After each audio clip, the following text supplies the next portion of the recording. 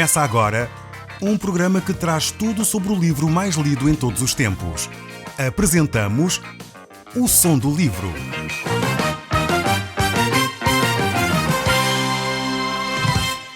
Seja muito bem-vindo. Neste podcast vai encontrar o livro mais conhecido e lido em todo o mundo. Vamos levá-lo numa viagem pela história da humanidade. Este é um audiolivro para si, para a sua família e sociedade em geral. Contextualização e comentários de Paulo Chaveiro. Eu sou o Paulo Chaveiro e nós hoje vamos iniciar o estudo de uma epístola no Novo Testamento. Estamos a falar da carta que o apóstolo Paulo escreveu aos Gálatas. Esta é uma das epístolas talvez mais claras sobre o Evangelho de Jesus Cristo. Se algumas dúvidas houvessem sobre o que Jesus queria efetivamente ensinar, então você deve ler este livro de Gálatas. É extremamente claro, é extremamente incisivo sobre a forma como Deus olha para nós e aquilo que Deus quer fazer na nossa vida. É um livro fantástico para nós compreendermos o coração de Deus. Nós, neste livro, vamos encontrar temas variadíssimos, como, por exemplo, temos logo no início umas saudações que são habituais neste tipo de cartas, mas temos temas como o novo Evangelho é ou não Evangelho? Esta é uma das perguntas que provavelmente faz sentido. Há pessoas que pensam que podem trazer novidades, coisas novas ao Evangelho de Jesus. E o apóstolo Paulo vai responder esta pergunta. Será que as novidades são efetivamente o Evangelho de Cristo? Ou o Evangelho é aquilo que está escrito na Palavra de Deus? O apóstolo Paulo continua, e há vários temas aqui relatados, como Paulo recebeu esta comissão de apostolado diretamente de Cristo. Vamos encontrar outros temas, o apóstolo Paulo a escrever sobre a sua primeira visita a Jerusalém, também sobre a sua segunda visita a Jerusalém, porque é que Paulo e Pedro tiveram um debate em Antioquia. Ele vai continuar a abordar os temas e vamos ver um apelo à própria experiência dos habitantes daquela região, da Galácia. Ele vai falar sobre a lei e a promessa. Ele também vai falar sobre os crentes, os filhos adultos de Deus, crentes maduros, crentes que crescem na sua vida espiritual. Encontramos outro tema que é recuando para a infância. Também ainda outro, voltando para a escravidão. Outro apelo pessoal faz ele ainda nestas cartas. E depois encontramos mais temas como a liberdade, não a escravidão, a graça, não a lei, liberdade, não libertinagem, apelo para a ajuda mútua, sementeira e colheita. Paulo pega na pena e escreve aos Gálatas de todo o coração. O falso e o verdadeiro. Este é um outro tema que encontramos nesta carta. Verdadeiros sinais de um servo de Cristo. E por fim, o apóstolo Paulo termina esta carta com uma bênção para aqueles que a leem e a ouvem.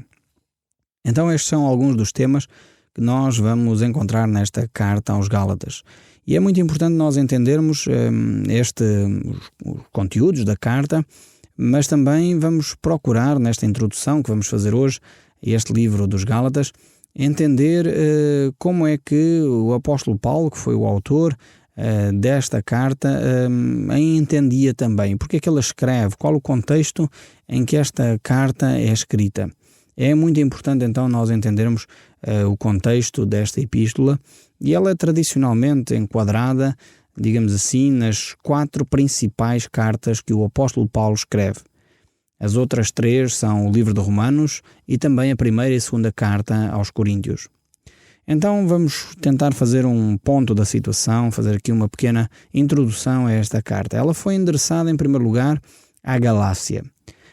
Foi a uma região que está ali, enfim, perto da atual Turquia, e é esta região que o apóstolo Paulo escreve. Há ali uma série de igrejas que ele fundou, e por isso mesmo ele tem a preocupação, como um pai espiritual, de deixar recomendações àqueles que eram os seus filhos. Esta carta foi escrita perto do ano 50, pode variar entre o ano 47 e o ano 52, há ali diferença de alguns anos de diferença, enfim, esta distância, 4, 5 anos não é grande coisa, mas esta carta terá sido escrita em torno do ano 50 depois de Cristo. E ela é uma epístola que é muito clara em termos dos seus princípios, em termos daquilo que é vital para o ensino das comunidades cristãs. Pois ela vai abordar aqueles temas que eu já falei ainda há pouco e vai trazer efetivamente grande revelação para os filhos de Deus. E o apóstolo Paulo escreve esta carta com a sua preocupação de pai espiritual, pois havia no meio da igreja algumas pessoas que se foram levantando e começavam a querer adulterar o Evangelho. Portanto, novidades sobre o Evangelho, novos grupos que pegam na palavra de Deus e começam a transformá-la e a fazê-la dizer coisas que ela não disse efetivamente, portanto, não são uma novidade do século XXI. Isso sempre aconteceu desde que a igreja é a igreja. E o apóstolo Paulo então escreve com esta preocupação que os filhos de Deus, aqueles cristãos, não fossem enganados. E por isso ele escreve combatendo o legalismo dos fariseus que estava a penetrar dentro da comunidade cristã, uma certa libertinagem, um deixa andar, não faz mal se não formos santos. Esta atitude o apóstolo Paulo condena claramente, mostrando que um filho de Deus tem de manifestar os frutos do Espírito. E é nesta carta aos Gálatas que nós encontramos essa descrição fantástica do que é o fruto do Espírito.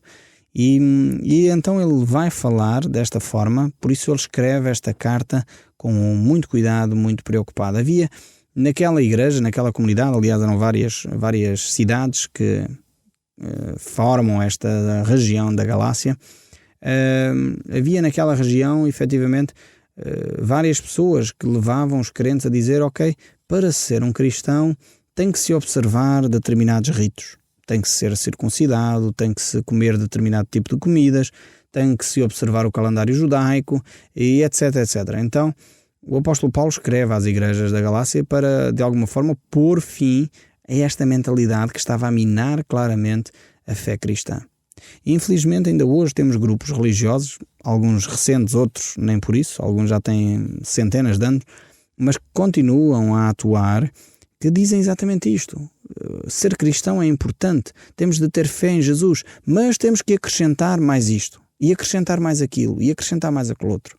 E então verificamos que há pessoas que anunciam a Cristo com uma série de adendas, com uma série de acréscimos, que as pessoas vão fazendo, acrescentando coisas à fé cristã. A palavra de Deus aqui no livro de Gálatas é extremamente claro sobre que a nossa fé deve ser única e exclusivamente em Cristo. Não podemos acrescentar à nossa fé regras da lei judaica, por exemplo, que era o caso aqui. Alguns diziam: não, temos que ter a fé em Cristo. Sim, senhor, isso é muito bom, mas tem também de ser circuncidado, tem também de guardar o sábado, tem também de... e acrescentavam uma série de coisas. É óbvio que o apóstolo Paulo aqui na carta aos Gálatas não está a dizer que a lei não presta, não é isso, de forma alguma. Vamos ver que não tem nada a ver com isso. Não, a lei é boa, ela serve para a nossa instrução, mas não podemos acrescentá-la como sendo o cumprimento da lei que nos salva. Não, não é o cumprimento da lei que nos salva, é o sangue de Jesus Cristo que nos purifica de todo o pecado, que nos salva e nos liberta. E é por isso mesmo que nós podemos ficar firmes nessa afirmação. E claro, a partir daí vamos querer obedecer à palavra de Deus como é natural. Mas não é o obedecer à palavra de Deus que nos traz a salvação. A salvação vem por intermédio de Jesus Cristo. E esta é uma grande diferença. Não sei se você está a acompanhar o meu raciocínio e se consegue perceber a diferença entre fazer as coisas para alcançar a salvação ou fazer as coisas em consequência de eu já ter a salvação. Talvez dando um exemplo seja de útil para si, seja mais útil compreender. Vamos supor que você é dono de uma empresa. Você, se é dono de uma empresa, você não trabalha naquela empresa simplesmente porque lhe pagam, porque você é o próprio dono. Você trabalha porque acredita nesse projeto que está a realizar, acredita nos benefícios que está a trazer aos seus clientes, acredita no produto que está a vender e por isso, no final do mês, naturalmente porque vendeu, porque acreditou, porque trabalhou, tem uma remuneração. Mas o seu objetivo não é simplesmente a remuneração. O seu objetivo é desenvolver aquele produto.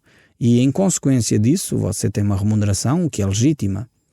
Agora vamos supor que você é um empregado. Um empregado, ele trabalha porque no final do mês há remuneração. É verdade que ele pode acreditar no produto, pode, enfim, ser um empregado dedicado, etc, etc.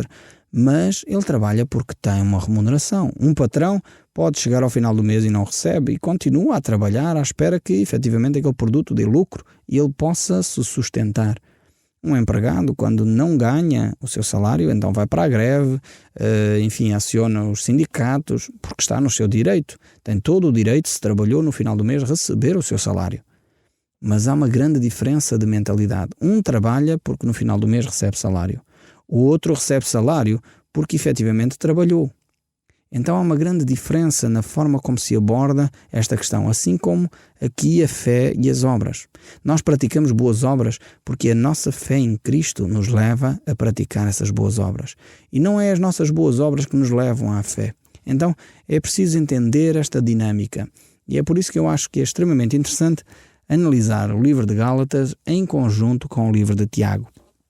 Porque os dois fazem esta reflexão, mostrando o equilíbrio entre a fé e as obras. E tem sido exatamente esta grande diferença que tem feito muitas igrejas, até igrejas oficiais, igrejas apoiadas, enfim, igrejas com grandes dimensões, a terem princípios que não estão nas Escrituras. Porque efetivamente não compreenderam que as obras são uma consequência da fé e não o contrário. Então o livro dos Gálatas vai nos ajudar, sem dúvida alguma, a percebermos como é que estas coisas se relacionam, como é que o cristão vive pela fé. Esta carta, como eu já disse, é endereçada às igrejas da Galácia, conforme nós encontramos em Gálatas capítulo 1, verso 2, e para nós isto não deixa de ser aqui uma designação um pouco ambígua, por um lado, pois a Galácia era um termo empregue naquela altura em dois sentidos diferentes. Por um lado, no primeiro século da era cristã, este termo aqui era anunciado para um grupo étnico na Ásia Menor Central, mas também ele designava uma província romana bastante grande. E por isso não sabemos ao certo se era para a província romana que ele estava a ser designada, esta carta, ou se era para o grupo étnico na zona da Ásia Menor. Mas eu creio que isto não é o essencial. O essencial é o conteúdo que nós encontramos nesta carta e os ensinos que nós podemos retirar dela para o nosso dia-a-dia. Esta é uma carta que, como eu disse, que traz o ensino do Evangelho. E nós vamos ver que o apóstolo Paulo vai desenvolver alguns argumentos lógicos para nós podermos analisar esta carta e percebermos exatamente porque é que ele faz essa reflexão, essa defesa do Evangelho. E eu cito aqui só alguns exemplos. Primeiro, o Evangelho aqui anunciado por Paulo é o Evangelho que ele recebeu diretamente da parte de Cristo. Chegava ao conhecimento dos seus ouvintes com a autoridade de Cristo e não com uma autoridade humana. Por outro lado, se a aceitação perante Deus pudesse ser obtida mediante a circuncisão ou sobre o cumprimento de uma lei judaica, então a morte de Cristo teria sido inútil. Por isso mesmo esta questão da fé e obras só faria sentido, ou melhor, não faz sentido, senão a morte de Cristo não serviria para nada. Se nós pelas nossas obras chegássemos a alcançar a vida eterna, nunca Cristo precisaria de ter morrido. Em terceiro lugar, a vida cristã, conforme os convertidos da Galácia a conheciam por sua própria experiência, é um dom do Espírito Santo de Deus. Quando a recebemos, ela é acompanhada de sinais e ela é acompanhada efetivamente pelo poder do Espírito Santo em nós. E essa vida cristã era efetivamente vivida e era conhecida e vista por quem estava ao seu redor. Um quarto aspecto, os judaizantes, que eram aqueles que se tinham infiltrado na igreja para tentar levantar questões, eles justificavam a sua insistência sobre a incircuncisão apelando para o exemplo de Abraão, visto que a circuncisão fora para ele o sinal da aliança firmada com Deus. Mas o apóstolo Paulo vai argumentar dizendo: porém os verdadeiros filhos de Abraão são aqueles que são justificados pela fé em Deus, tal como Abraão foi. E, efetivamente, Abraão só passou a ter esse sinal depois da sua fé e não o contrário, que era o que os judaizantes também propunham. Em quinto aspecto que nós vamos verificar aqui do apóstolo Paulo na defesa da fé, do Evangelho, ele diz ou fala acerca da lei, e a lei é pronunciada como uma maldição contra aqueles que não aguardam com todos os seus detalhes. Aqueles que colocam a sua confiança na lei, portanto, ficam debaixo desse perigo da maldição. Porém, Cristo, mediante a sua morte na cruz, levou sobre si a maldição de Deus e em lugar, efetivamente, de cada um de nós. Ele tomou sobre si a maldição. E o seu povo, portanto, não deve recusar essa bênção que Deus tem dado de uma forma generosa. Um sexto ponto que nós encontramos é o princípio da observância legal pertence à época de imaturidade espiritual. Agora, em Cristo, que já veio e que nos confirmou, através da sua morte e ressurreição, a sua dádiva, nós podemos atingir bens espirituais maiores, como filhos responsáveis diante de um Deus todo-poderoso. E aceitar este tipo de argumentos dos judaizantes era perverter esta lógica aqui. Um outro aspecto que nós encontramos é a lei impunha um julgamento, uma escravidão. A fé em Cristo traz libertação. Aquele que por Cristo for emancipado seriam realmente isentos dessa culpa, porque Cristo Jesus, através do seu sangue, nos liberta. Então o Evangelho é um Evangelho de liberdade, um Evangelho de libertação, um Evangelho de graça proclamada para vivermos em novidade de vida. A fé em Cristo é uma fé que opera o amor em nós, opera uma libertação para agirmos na vida dos outros.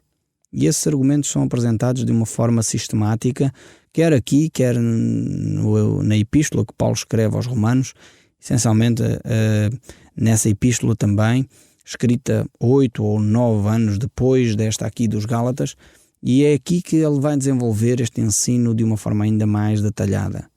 Mas Gálatas é um livro tremendo, escrito pelo apóstolo Paulo, inspirado por Deus, para que nós entendêssemos de uma forma transparente, clara, nítida, aquilo que é o coração de Deus para a vida humana, para a libertação de cada um de nós.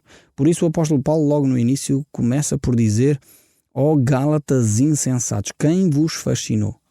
E ele começa por uma destas afirmações, mostrando exatamente que aqueles homens a quem ele tinha anunciado o Evangelho de Jesus Cristo, a quem ele tinha trazido a graça de Deus para a libertação do pecado, a libertação de vícios, a libertação da consequência do pecado e da própria maldição eterna, a quem eles tinha anunciado este Evangelho, estavam a ser iludidos por outros apóstolos supostos.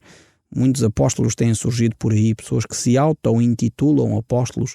Muitas pessoas chegam e se auto-intitulam pastores, líderes, e começam a proclamar o seu próprio Evangelho. Quem vos fascinou, diz o apóstolo Paulo? Quem vos enganou? Quem vos iludiu para vocês caírem nessa armadilha? O Evangelho de Cristo é aquele que está escrito na sua palavra. É por isso que eu já tenho dito aqui, vezes sem conta, quando me perguntam qual é a igreja verdadeira, qual é a igreja que eu devo frequentar.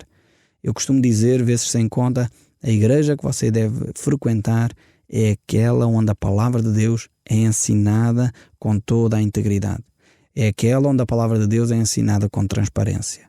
É aquela onde a palavra de Deus é ensinada de acordo com todas as Escrituras, desde o Gênesis ao Apocalipse. É aquela que é ensinada em coerência com o ensino de Jesus Cristo, onde não são retirados textos bíblicos do seu contexto para dizer aquilo que os líderes querem que se lhe diga, onde os textos bíblicos não são pervertidos para forçar a que eles digam alguma coisa de boa em circunstâncias difíceis. Coisas deste tipo, temos que olhar para as Escrituras e ver o que Deus tem para nos dizer efetivamente no momento onde nós estamos. Então a igreja que você deve frequentar é aquela igreja onde a palavra de Deus é ensinada com toda a integridade. Por isso mesmo, o apóstolo Paulo dizia: ó Gálatas insensatos, quem vos fascinou? E ele tinha exposto o Evangelho de uma forma clara no meio daquela comunidade, e agora eles estavam com líderes, com ensinadores, a enganá-los, no fundo, a fasciná-los, como se estivessem a fazer um número de ilusionismo.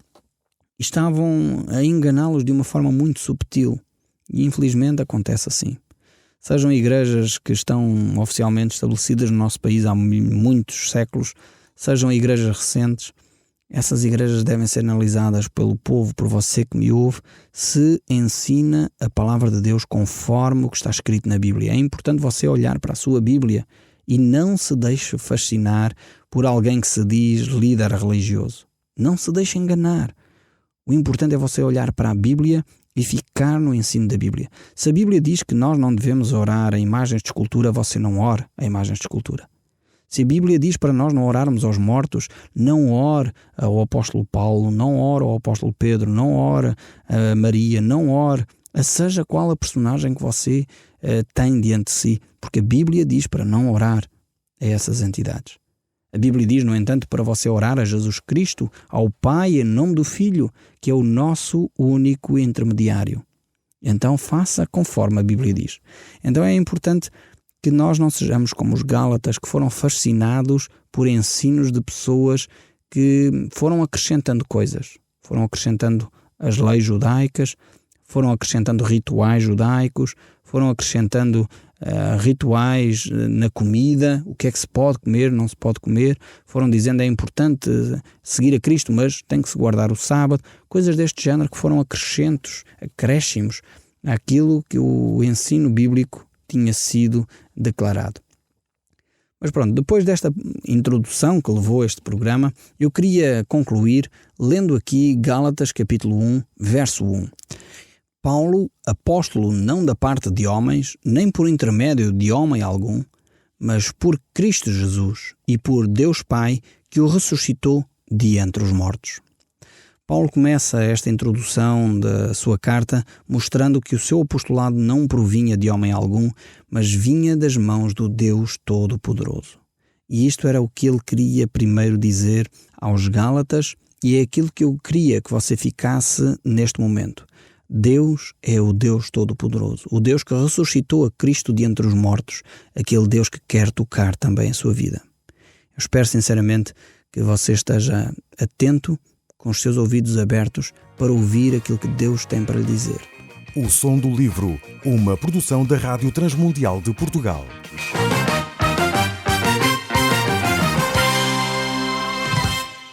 RTM. Conhece todos os nossos programas em rtmportugal.org. Uma produção da Rádio Transmundial de Portugal.